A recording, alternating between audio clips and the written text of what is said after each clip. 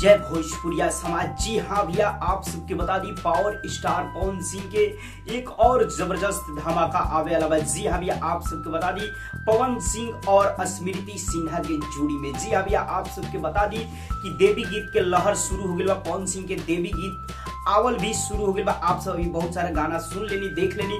Finally आप सबको बता दी कि देवी गीत के एक और गाना के शूटिंग कंप्लीट हो गई बा। जन्म पवन सिंह और स्मृति सिन्हा नजर आइलो। ऐसे आप सबको बता दी पवन सिंह और स्मृति सिन्हा के जोड़ी के पब्लिक के काफी दिन से इंतजार भी रहा और काफी लंबा समय के बाद ये जोड़ी कोनो गाना के माध्यम से दिखे वाला बा पब्लिक के बीच में। तो फाइनली आप सबके बता दी कि गाना के शूटिंग कंप्लीट हो गई बा। जौना गाना के डायरेक्टर बने रवि पंडित, वो गाना गेल बने पवन सिंह।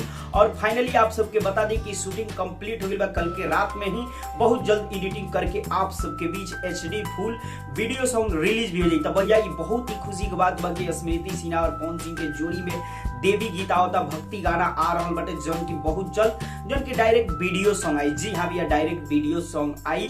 अभी फिलहाल ना बता पाए कौना चैनल के माध्यम से, लेकिन इतने जानी कि एक गाना जौन की स्मृति सिन्हा पवन सिंह के बहुत ही जबरदस्त जौन की गाना आई, तो शायद आप सबके बीच पूरा तरह से तहलका भी मचा दी। काहे कि भैया गाना बहुत जबरदस्त बाटे, बहुत ही प्यारा गाना आ रहल बा पवन सिंह और स्मृति सिन्हा के अभिनय से सजल। जी हाँ भैया, बहुत ही बेहतरीन जौन की लाजवाब डायरेक्टर बने, जौन की रवि पंडित गजब के डायरेक्शन के साथ ये गाना आवे वाला बा। तो फाइनली आप सब तैयार रही, अगला धमाका बहुत जल्द हो जाई। कब हो जाई कोनो भी अपडेट नहीं है, लेकिन बहुत जल्द आप सबके बीच बारी बारी से धमाका होई। और वो भी आप सब तैयार रही, बहुत सारा प्रोजेक्ट आवे वाला बा देवी गीत के। जी हाँ भैया, अभी तैयार रही। तो आप सबको अपडेट कैसा लगल और पवन सिंह का स्मृति सिन्हा की जोड़ी बहुत दिन बाद गाना के माध्यम से दिखी, वो भी देवी गीत के, तक कितना ज्यादा धूम मचाई और आप सबकी जोड़ी के कितना ज्यादा इंतजार रहा, जरूर कमेंट सेक्शन में बताई। चलते चलते वीडियो के लाइक करी, ज्यादा से ज्यादा वीडियो के शेयर करी।